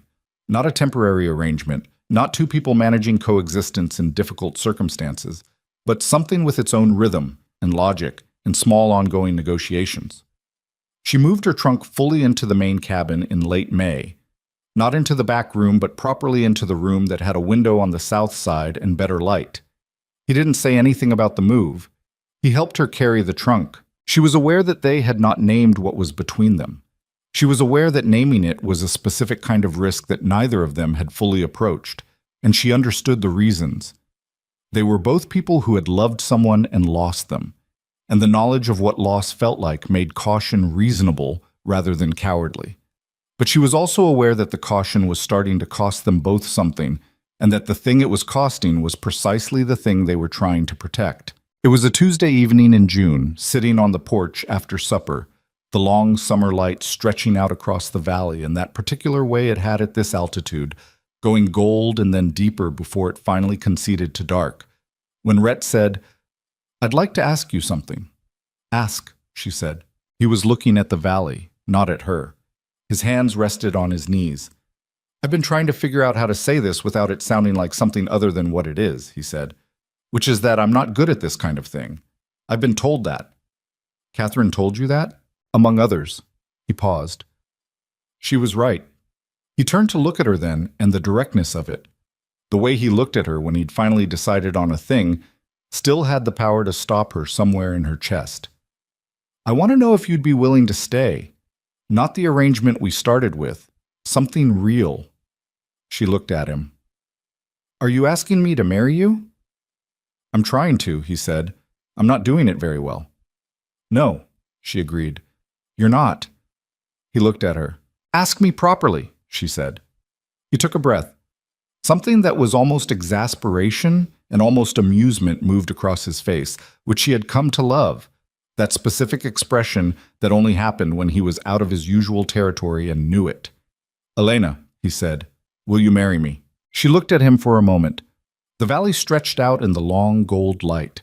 The cattle were shapes in the far pasture. The garden below the porch had the marigolds in full color now, orange and yellow, their smell warm in the summer evening air. "Yes," she said, "with the understanding that I'm going to keep reorganizing your kitchen whenever it stops making sense." He looked at her. "That seems like something that should have been disclosed before you answered." "Consider it disclosed now," she said. That earned her something she hadn't seen before, but not the almost smile, not the controlled flicker, but a real full laugh, the kind that came from somewhere unguarded and surprised them both. It lasted only a few seconds, and he reeled it back in with the habitual restraint of a man who'd spent years economizing on things that cost too much to lose. But it had been real, and she'd seen it, and she filed it away with the nail she'd driven in the barn stall, and the coffee on the first morning, and the hand he'd held out to pull her from the mud. He took her hand on the porch, then, simply, without announcement, just reached over and held it, and she let him, and they sat in the long evening light while the valley went from gold to purple to the first gray of dusk. They married in September. No ceremony that filled a room. A small thing, the judge from Caldwell who came once a month to Harlan's Crossing. Vera as witness. Dalton as the second. The back room of the hotel where 6 months earlier Elena had stood up and told the truth about who she was. She wore the best dress she'd brought in the trunk, the dark blue one with the small collar, and Rhett wore his good shirt and the expression of a man who was doing something significant and had decided to be fully present for it. He put the ring on her finger with steady hands. She'd expected him to be awkward. He'd warned her he would be, but he wasn't. He was what he always was when it mattered most, careful and deliberate and completely present. "You may kiss your bride," the judge said. Rhett looked at her, and she saw in his face the full weight of what this meant to him. All of it, the years of keeping the circle small, the grief that had calcified into solitude, the deliberate choice he was making now to open the circle again and trust that the world wouldn't reach in and take this too. She knew what it cost him. She knew because she'd paid her own version of it. She kissed him first. He caught up quickly. Vera made a sound of approval. Dalton looked at the ceiling with the expression of a man who'd attended enough significant moments to know when to give them their space. It was October when she knew. She'd suspected for 2 weeks before she let herself know it, in the specific way that the body understands something before the mind is ready to process it, in the tiredness that was different from work tired and the mornings that had become unreliable. She sat with the knowing for several days, carrying it in the private way you carry things that are too large and too fragile to put down carelessly. She told him on a Friday evening, after supper, at the same table where they'd had every hard and important conversation since January. "I'm expecting," she said. He went very still. The cup stopped turning. His eyes came up to her face. She watched him work through it, the layers of it, because he was not a simple man and this was not a simple thing for him. She saw the old grief move through him, the loss of Samuel who had lived 3 days, the particular cruelty of hope in a man who knew what it felt like to have hope taken. She didn't rush him through it. She waited. "How far?" he said. His voice was careful. "I think 2 months. maybe a little more. He was quiet. His hands were flat on the table. Are you, he started. Scared, she said. Yes, both of us, probably. That's reasonable. She held his gaze. But I'm also, she stopped, looking for the word that was actually true rather than the one that sounded right. I feel like something is being given back, she said. That's the only way I can say it. Not that it replaces anything, but like the years when I was just enduring finally had a direction to come out the other end into. His jaw worked. He looked at the table, then back at her. I don't know how to not be afraid of this, he said. Honest? Completely honest. The way he was when something had gone past the place where he could manage it alone. You don't have to not be afraid of it, she said. You just have to stay. He looked at her for a long moment. Then he reached across the table and covered her hand with his. The scarred, work-hardened hand, the one that had pulled her from the mud and carried her trunk through the snow and nailed boards and held fence markers still. She felt the weight of it over hers. I'm staying, he said. By the time the snow came again in November, the ranch looked different than it had a year before. Not transformed. Nothing was transformed so cleanly in real life. And Elena had stopped believing in transformations of that kind somewhere around the third week of shoveling manure into the garden plot in April. But changed. Accumulated change, the kind that happens through small daily decisions rather than a single significant moment. The north pasture fence was repaired. The kitchen made sense. The loft ladder had held all year without incident. The garden had produced more than she'd expected. Not a triumph. There'd been a late frost in June that took most of the first carrot planting and set her back 2 weeks. But enough. More than enough for 2 people going on 3. Vera came by in November with preserves and stayed for 2 hours and talked about practical matters with the straightforward authority of someone who intended to be useful, and Elena was grateful for all of it. Dalton stopped by once, briefly, to check on the fence line situation with a matter-of-fact air that was his way of expressing something more than that, and Rhett stood with him at the fence for 20 minutes in the cold, while Elena watched from the window with her hands wrapped around a cup. She thought sometimes about Gideon, not obsessively, not with fear, but with the clear-eyed attention of someone who understood that a person like that didn't change because a room full of people heard the truth about him once. He was still out there, still operating, still the kind of man who understood power as something you took rather than earned. He hadn't come back to the valley, not directly, but she heard things through Vera, that his influence had frayed at its edges since May, that a couple of the larger ranchers who'd deferred to him for years were now less deferential, that certain financial matters were being looked at more closely by people who had reason to look. It wouldn't be justice. She'd accepted that. The world didn't always deliver justice in the clean, satisfying form that justice deserved. What it delivered sometimes was enough. Enough consequences, enough daylight, enough witnesses to make the darkness harder to operate in. That was what Sunday in the back room of the hotel had done. Not ended Gideon Ashcroft, but shrunk the space he had to move in. She could live with that. She'd learned to live with the things she could change and carry the things she couldn't, which was harder than it sounded and took longer to learn than she'd wanted it to. But she was learning. Standing at the window in November with the snow coming down for the first time that season, watching it cover the garden and the fence line and the ridge of boulders at the eastern boundary, she thought about something her mother used to say. Not a grand saying, not a piece of wisdom she'd worked on, just a thing she'd say when something hard was finally done and they were on the other side of it. She'd say, well, here we are. Here we are. Not where she'd planned to be a year ago.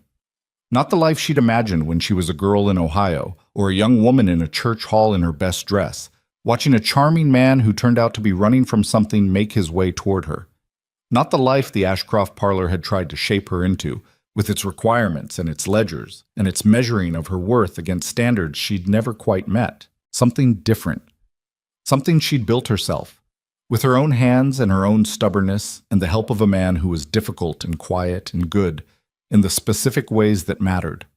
She thought about what she would tell the child, the one that was coming, that was already changing the way she moved and the way she slept and the particular quality of what she hoped for.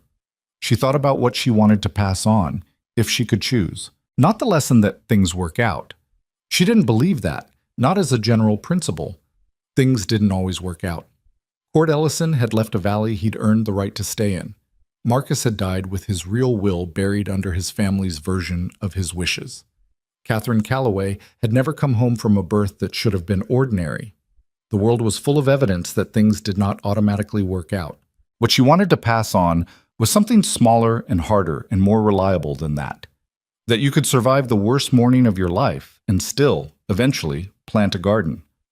That the people who told you that you were nothing, that you were a problem, a loose end, a woman to be managed and disposed of, were often the people who needed you to believe that most. That grief was real and should be felt and was not the last word. That asking for help was not the same as being weak. That building something from ruins was not a lesser achievement than building something from abundance. It was, in certain ways, a greater one. That you were allowed to stay. Not just in a place, but in yourself. That no family's cruelty, no valley's judgment, no amount of accumulated pressure could take from you the right to occupy your own life without apology. That was worth passing on.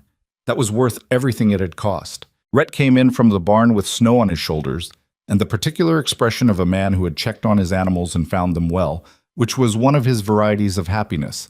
Small, practical, real. He stamped his boots at the door and looked at her at the window. "Cattle are settled," he said.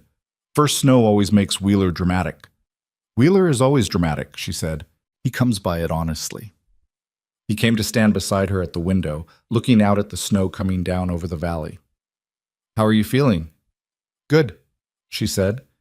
And then, because she'd been standing at the window thinking about honesty and what you passed on, "Actually good, not managing good. Really." He looked at her. Then he looked back at the snow, and she saw it in his profile. The same thing she'd felt. The same word her mother would have used. Here we are. The long way around through grief and winter and every kind of difficulty the world had thought to put between them. Here, regardless. She leaned her shoulder against his arm. He didn't move away. Outside, the snow kept coming, covering everything in the particular democracy of winter. The garden and the fence and the ridge and the road, the good and the bad of the year, the old marks and the new ones, all of it going quietly white under a sky that made no judgments and kept no ledgers. The valley that had once been a sentence, cold and isolated, a place people were sent when they were no longer wanted, had become the only place in the world that belonged to her. She pressed her hand once, lightly, against the curve of her middle. Tomorrow, the work would start again. The animals, the fences, the 10,000 daily things that kept a life and a ranch from coming apart at the seams. She wasn't afraid of the work. She'd never been afraid of the work. She was here. They were here. And for two people who had each, at different points and for different reasons, stopped expecting anything good from the future, that was not a small thing. That was everything.